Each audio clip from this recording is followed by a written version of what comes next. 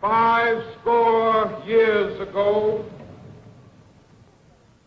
a great American in whose symbolic shadow we stand today signed the Emancipation Proclamation.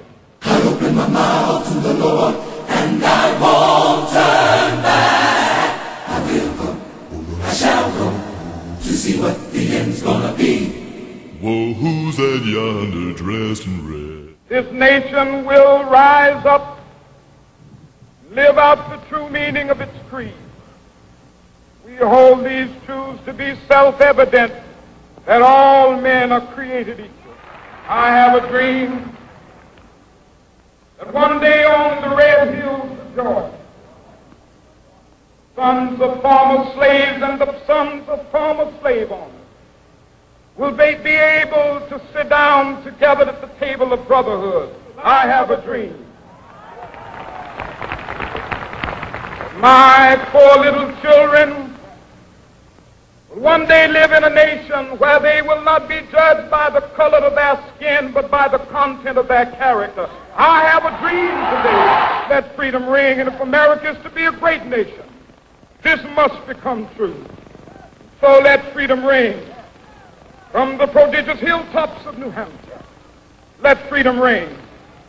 From the mighty mountains of New York, when we let it ring from every village and every hamlet, from every state and every city, he will be able to speed up that day when all of God's children, black men and white men, Jews and Gentiles, Protestants and Catholics, will be able to join hands and sing in the words of the old Negro spiritual, free at last, free at last, thank God Almighty, we are free at last. Shall go, will go, I shall go, to see what the end's gonna be. In the morning, To see what the end's gonna be. in the evening, To see what the end's gonna be. midnight hour. To see what the end's gonna be.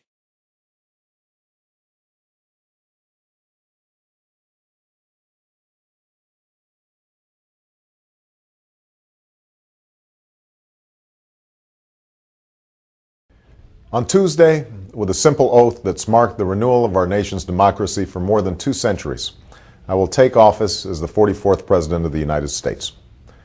But this inauguration isn't about me. It's about all of us. At this defining moment in our history, it serves as our opportunity to come together in common purpose, united in our resolve to renew the promise of this nation and meet the challenges of our time.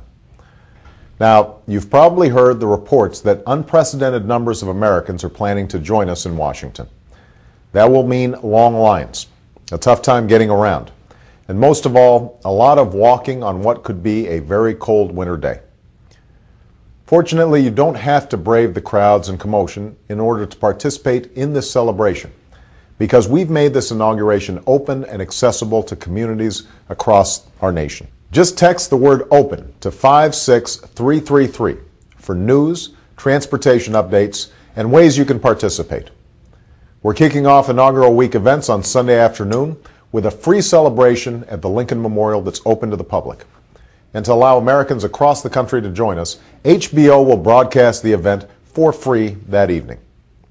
Monday night, Michelle and Jill Biden are hosting a free kids inaugural concert to honor the children of military families, which the Disney Channel would broadcast live on television and their radio network. On the evening of the inauguration, Michelle and I will attend the first ever neighborhood inaugural ball, and we want you to be right there with us, wherever your neighborhood is. ABC will broadcast it on television. We'll webcast it on the internet and post updates from the ballroom. And if you visit pick2009.org, you can even sign up to host your own neighborhood ball at home. But that's just the beginning when it comes to ways you can get involved. I'm also asking you for your active participation. Next Monday is Martin Luther King Jr. Day, and to honor the legacy of a man who lived his life as a servant to others, I will ask all Americans to make a renewed commitment to serving their communities and their country. Dr. King once said, "Everybody can be great because anybody can serve." You don't have to wear a uniform.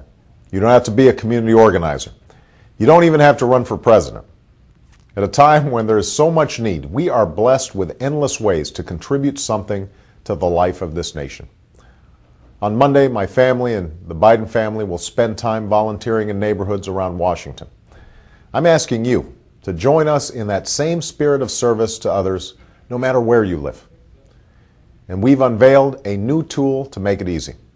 Just visit usaservice.org to find service projects in your community or even organize your own around the causes you care about.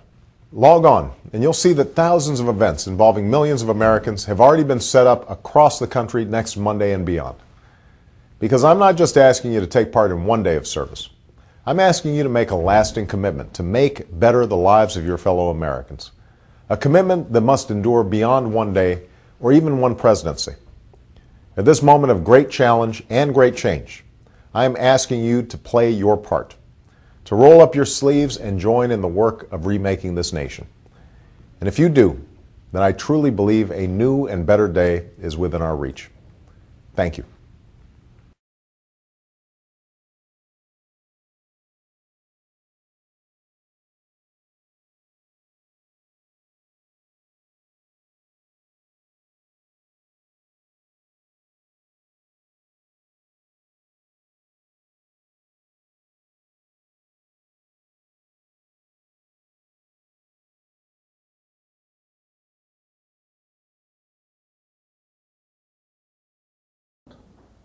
What would you like people to think about you when you've gone?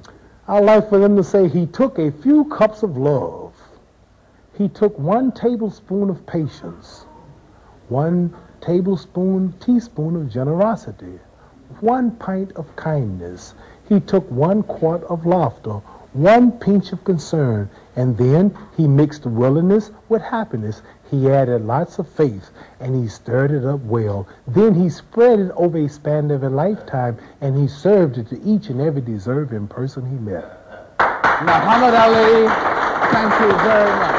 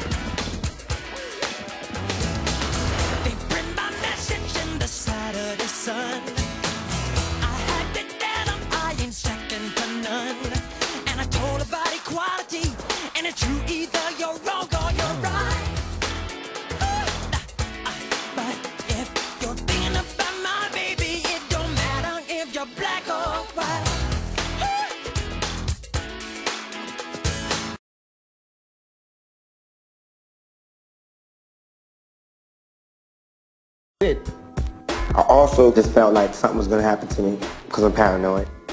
And I put it in my videos.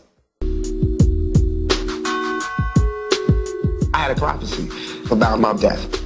That's why I like to go in the studio and do 3 songs a day, get things ready. We don't have time or the luxury to spend all of this time doing 1 song. We don't have it.